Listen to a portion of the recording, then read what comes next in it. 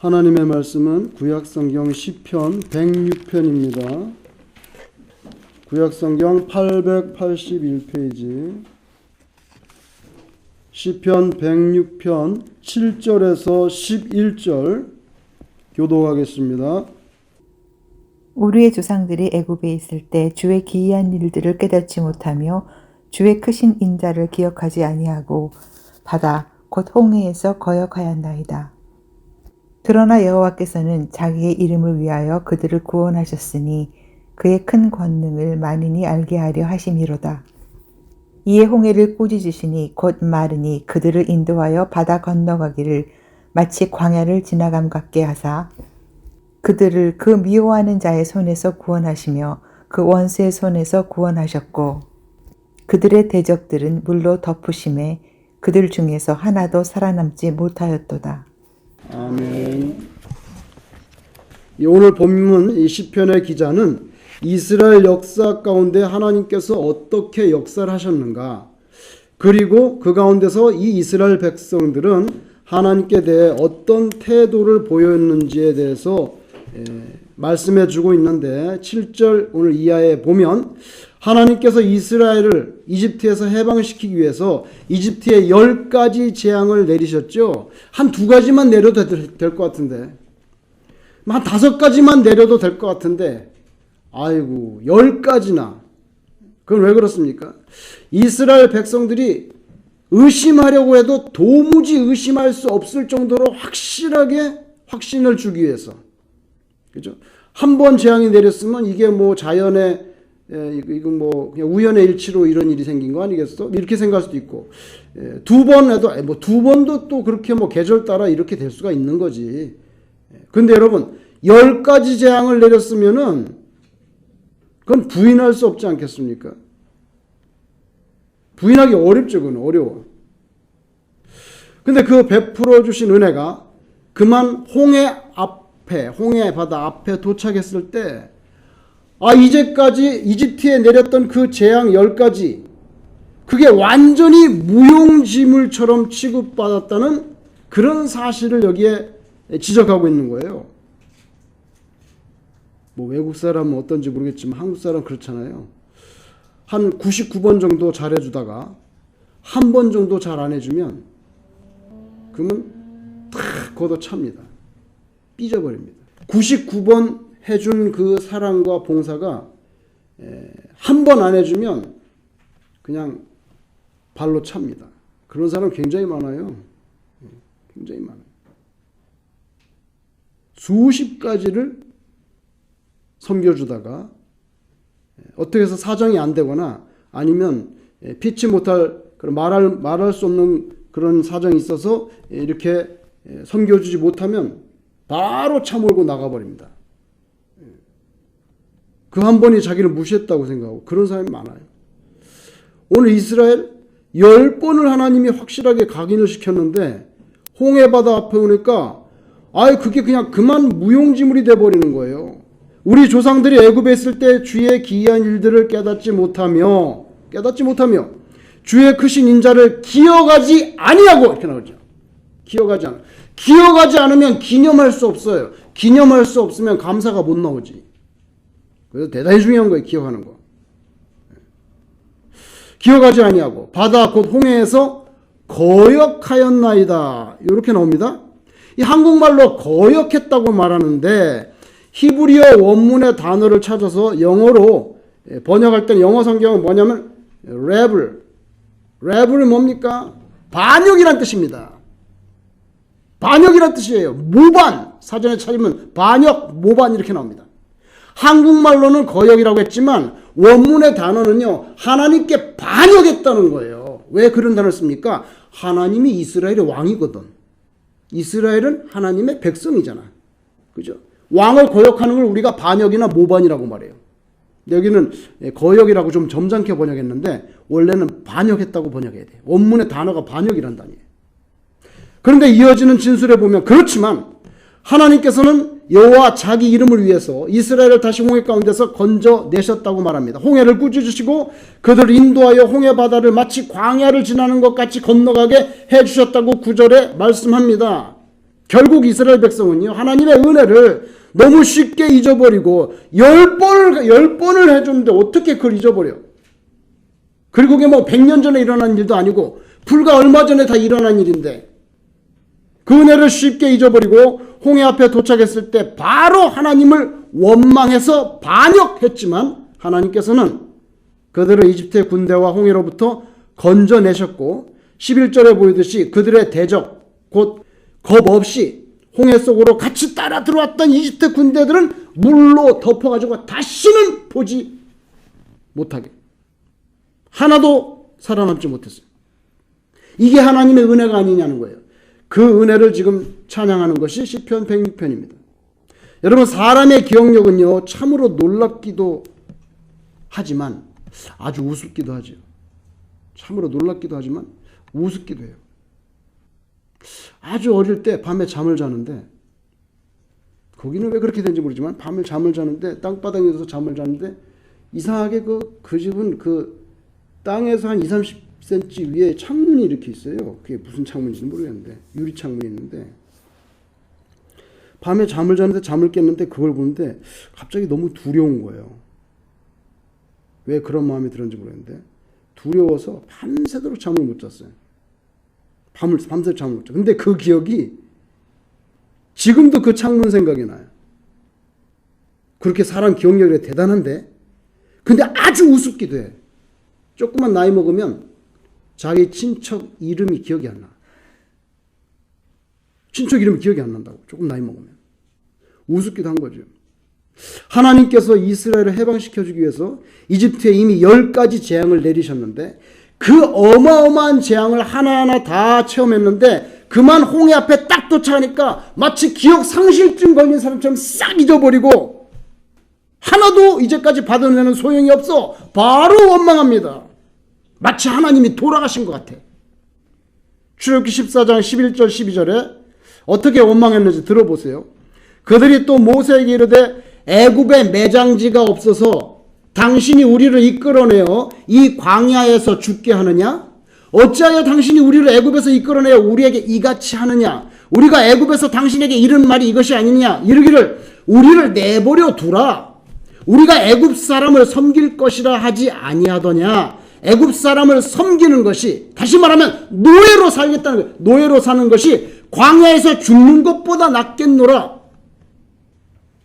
근데 문제는 광야에서 죽지 않는다는 거예요.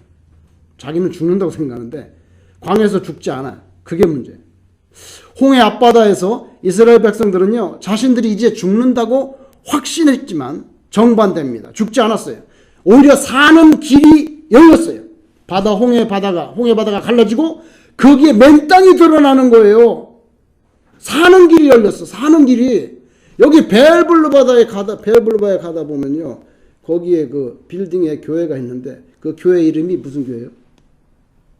사는 길 교회. 난 그걸 보고 참 지금 잊혀지죠. 지금도 있어요.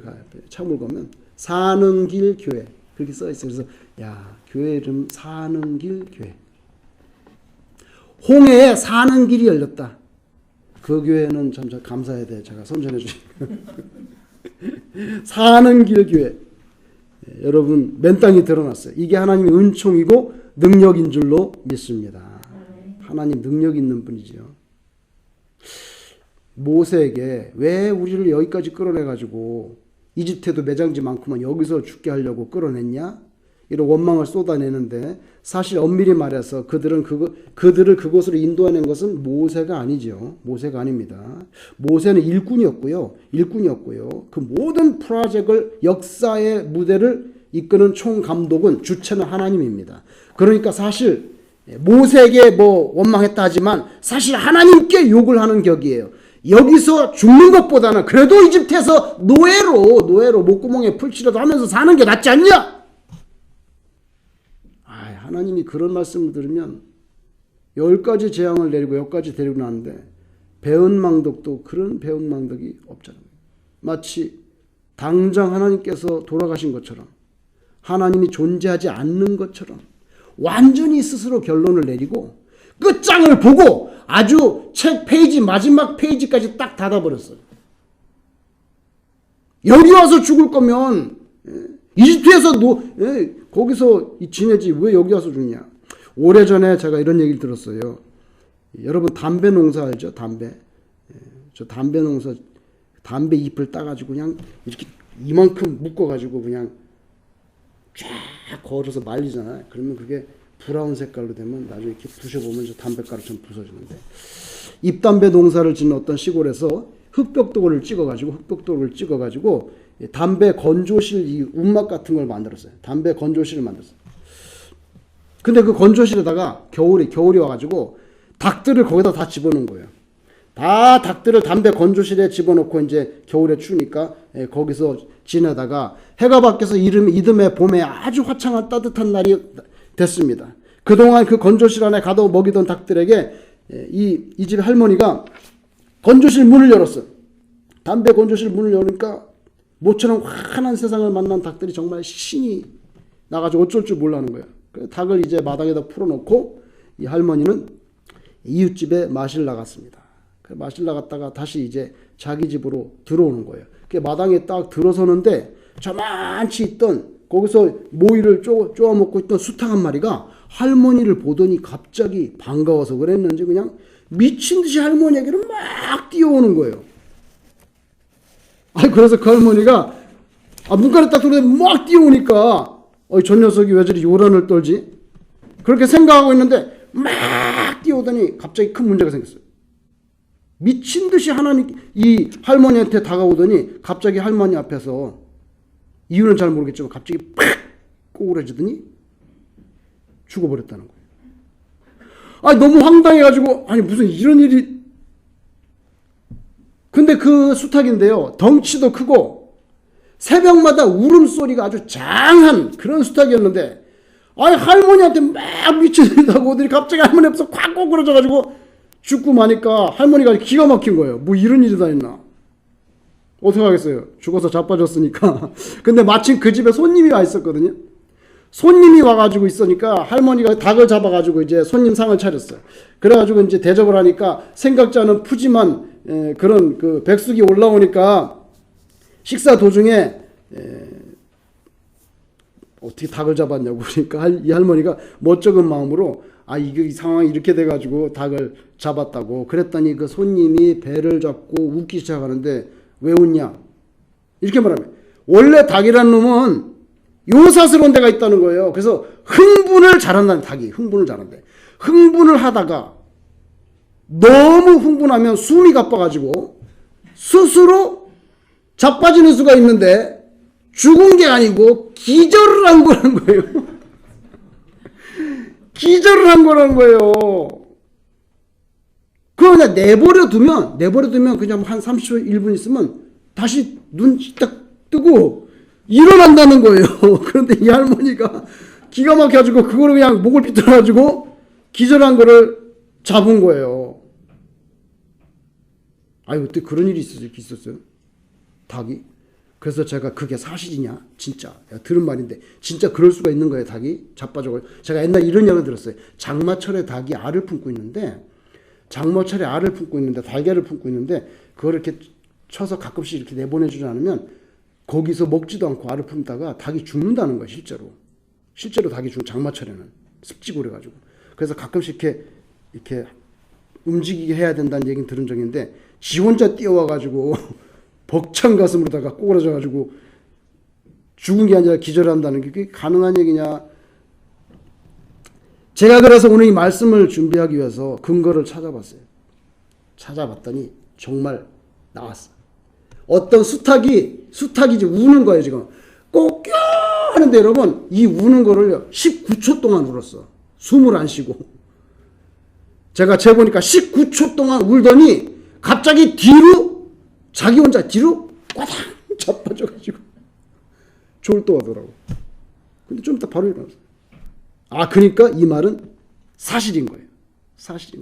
그냥 놔뒀으면 조금 있으면 한 30초 있으면 스르르 일어날 건데 그걸 모르고 이 할머니가 너무 성급하게 그 닭을 잡아먹은 거죠.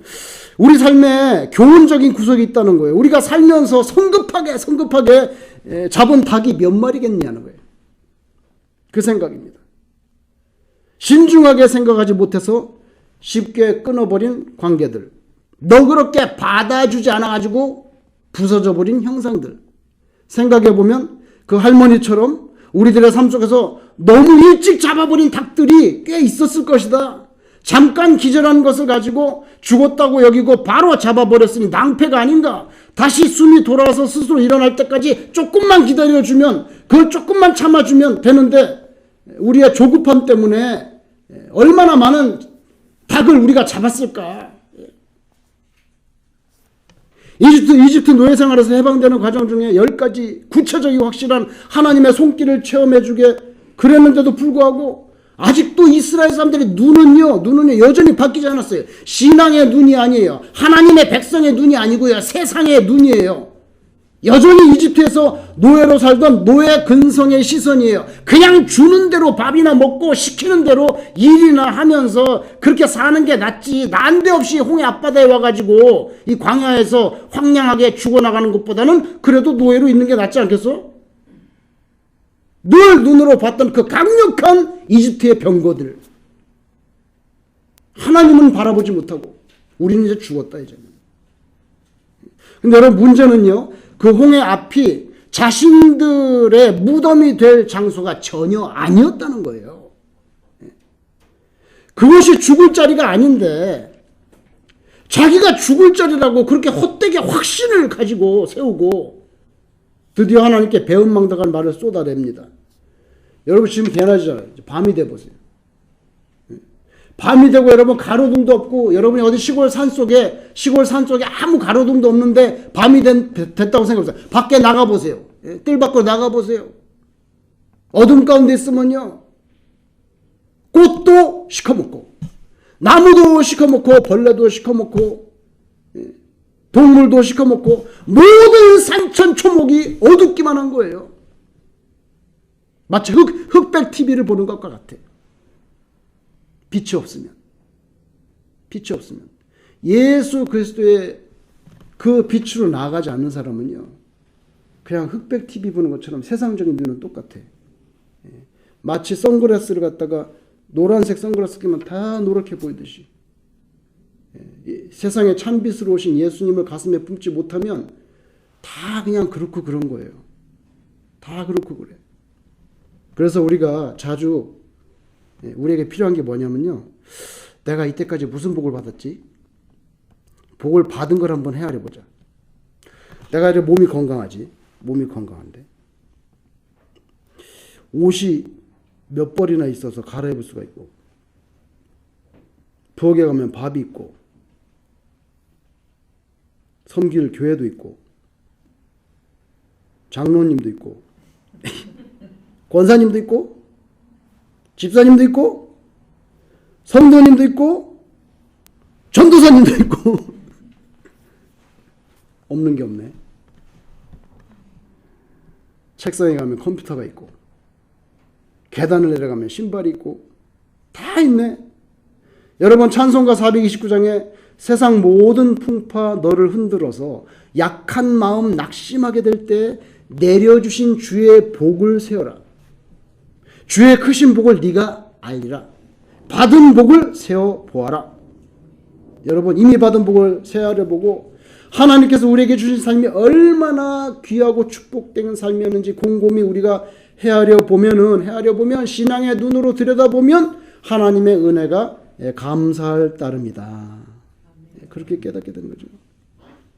터무니없는 일로 까닭없이 사람을 당황하게 만들고 곤란케 하는 경우를 가리켜서 우리가 뭐라 하면 생사람 잡네. 근거도 없이 타당하지 않은데 생사람 잡는다고 말하지 않습니까? 그죠? 기절한 닭을 두고 죽었다고 하면서 즉시 모가지를 비틀어 가지고 눌러 잡아 먹었으니 그 뭡니까? 생사람이 아니라 뭘 잡았어요? 생닭을 잡았잖아. 생닭을. 어제나 오늘이나 내일이나 영원히 존재하시는 우리 여호와 하나님, 그 살아계신 하나님을 두고 이스라엘 백성들은 홍해 앞에서 정말 생 하나님을 잡는 듯이 악한 말로, 그러길래 우리를 내버려 두라 그랬지 왜 끌고 나와가지고 여기서 죽이려고 그래? 엄연히 살아계신 하나님이 그들 안목에는 이미 돌아가신 하나님처럼 되어버렸어요. 참으로 불경한 일이고 넌센스죠. 그런데도 하나님은 불쌍히 여겨서 그걸 발로 차버리지 않고 뭐라고 말씀했습니까? 모세한테 막 그러고 있는데 하나님 뭐라고 하는지 아세요? 출애굽기 14장 13절 14절 모세가 백성에게 이르되 너희는 두려워하지 말고 보세요. 두려우니까 니네가 그런 말 하는구나. 악한 말을. 근데 그러지 마라. 여러분 사람이 두려움이 들어오면요 신앙을 버리게 돼요. 그래서 절대로 이걸 우습게 알기만 합니다. 두려움이 들어오면 걷어차버려야 돼요. 뱉어버려야 돼요. 공포가 들어오면 신앙을 갉아먹는다고. 그렇기 때문에 이거 굉장히 조심해. 요한계시록 보면요 두려워하는 자는 구원받지 못한다고 되어 있어요. 코비드가 왔죠. 두려움이 우리에게 염습합니다. 제일 먼저 걸리는 게 뭡니까? 신앙에 걸리게 됩니다. 일단 영상 예배로 바꿔야 돼. 보죠? 바로 치고 들어옵니다. 그래서 이거 우습게 여기면 안 돼요. 두려움이 오니까 왜 우리를 여기로 끌고 나왔냐 그러면서 벌써 입이 광주리가 되잖아요. 그러니까 하나님께서 모세가 그렇게 두려워하지 말라고. 너희가 두려워하니까 그런 불신앙적인 말을 하는데 두려워하지 말라. 그래서 너희는 두려워하지 말고 그 다음에 가만히 서서 여호와께서 오늘 너희를 위하여 행하시는 구원을 보라. 그렇게 말하지 말고 가만히 서서 하나님이 역사하는 걸 보라고. 눈으로 보라고. 이제 곧 하나님이 역사할 건데 왜 그렇게 입을 빨리 여냐. 그래서 너희는 두려워하지 말고 가만히 서서 여호와께서 오늘 너희를 위하여 행하시는 구원을 보라. 너희가 오늘 본 애굽 사람을 영원히 다시 보지 아니하리라. 여호와께서 너희를 위하여 싸우시리니. 여기 보세요. 야 니네가 싸울 것도 아니고 겁내지 말라고. 하나님이 싸울 건데 왜 네가 겁을 내고 그래. 여호와께서 너희를 위하여 싸우시리니 너희는 가만히 있을지어다. 끝. 너희는 가만히 있을지어다. 근데 여러분 너희는 가만히 있을지니라 요 말 한국말을 히브리 원문에 제가 찾아봤어요. 그게 정말 가만히 있으라는 게 어떻게 있으라는 거야. 찾아보니까 가만히 있을지니라가 원문에 히브리 원문에 영어로 번역하면 keep silent. 입 좀 다물고 있지. keep silent. 두 가지 해석이 가능해. 그 단어가. 하나는 keep silent고요. 또 하나는요. 2번 딱 뭐라고 그러세요? 2번에는 hold your peace. hold your peace. 평정심을 갖고 있어라. 평정심을 왜 이렇게 흥분하고 그러냐? 왜 이렇게 흥분하고 그러냐? 평정심을 갖고 있어라. 두 가지로 다 번역됩니다. 그래서 성경에 어떤 구절에는 평정심을 가지고 있으라고 어떤 데는 가만히 있으라 이렇게 번역이 되는데 둘 다 돼. Keep silent. Hold your peace. 조용히 있으라고. 이제 하나님 역사하시려고 그러는데 평정심 유지하고. 여러분 우리에게 위기가 다가오지 않습니까? 위기는 한자인데요. 위기는요 위험과 기회입니다. 위험과 기회라는 이 두 단어를 갖다가 합쳐서 위기가 된 거예요. 그죠? 그래서 여러분 우리가 살다 위기가 오지 않습니까? 근데 위기는 자주 사실은 기회이기도 합니다. 그래서 위기가 올 때 더 신앙을 지켜야 돼. 하나님이 어떻게 역사하는지 가만히 좀 눈으로 보려고 준비하고 있어야 돼. 위기를 그냥 위기로 끝나게 만드는 거는 뭐냐면 조급함이에요. 조급함이 들어오고 두려움이 들어오면 위기가 위기로 끝나버려요. 홍해 앞바다에 있습니다. 뒤에서는 바로의 군대가 추격에 들어옵니다. 그냥 한국말로 도관에 든 쥐가 됐네. 분명히 겉으로 보면 위기입니다. 그러나 하나님은 여러분 상상을 초월하는 전능하신 드라마를 펼칠 기회를 마련하기 위해서 지금 세팅을 만드는 거잖아요. 앞에다가 물을 깔고 너희는 여기 있고 그 다음에 바로의 군대가 오면 이제는 뭐예요? 도관에 든 쥐가 아니라 하나님이 너를 어떻게 구원하는지 네 눈을 똑바로 봐라. 엄청난 전능하신 하나님의 그 전능하신 역사적인 드라마를 펼치려고 세팅하고 있는데 바다를 쫙 갈라가지고 맨 땅으로 쩌벅쩌벅 걸어서 들어가는 이 상상을 초월하는 이 드라마를 지금 하나님이 펼치려고 그러는데 그냥 입을 열어라. 그게 뭐야? Keep silent.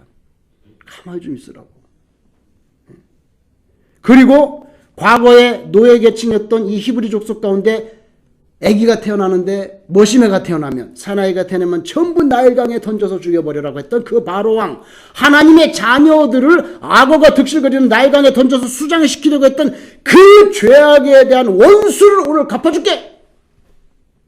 멋모르고 뒤쫓아 들어온 바로의 군대 병거와 마병들 일순간에 홍해 가운데로 몰아나가지고 바닷물을 쫙 그냥 펼쳐버리니까 한 녀석도 찍소리도 못 내고 바로 수장돼 버리잖아요. 그러니까 하나님은 이런 상상을 초월하는 구원의 역사를 이루시려고 세팅을 했는데 여기에서는 그냥 막 쏟아져 나오는 거예요.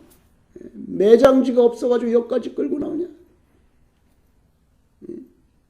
그러기를 우리를 내버려 두라고 했잖아. 왜 끌고 나왔어? 이러면서 누가 이민 오자 그랬는데 네가 오자 그랬지.